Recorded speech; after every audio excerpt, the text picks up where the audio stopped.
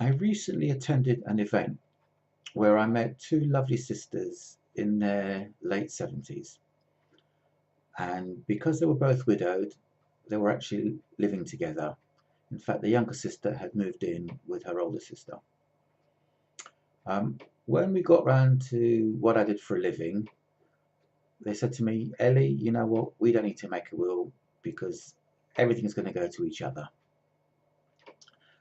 So I asked if they had any other family members. And they said, well, they did have a brother, but sadly he passed away about 15 years earlier. But in fact, they didn't have a relationship with him, and they'd fallen out when they were in their sort of 20s, and hadn't spoken to him in many, many years. So I asked if he had any children, and they said yes, he did have two sons, but again, like their dad, they didn't have a relationship with their nephews and hadn't spoken to them in many years.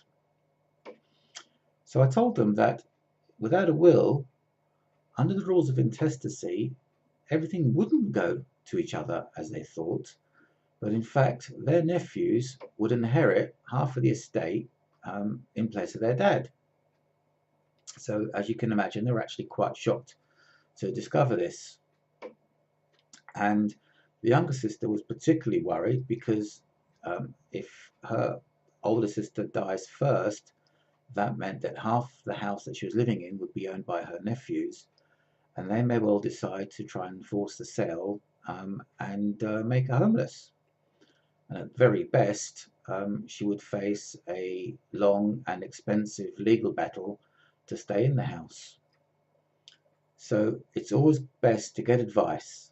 And if you haven't got a will, don't leave it up to the government to decide where your money goes. Get yourself organised and make a will as soon as possible.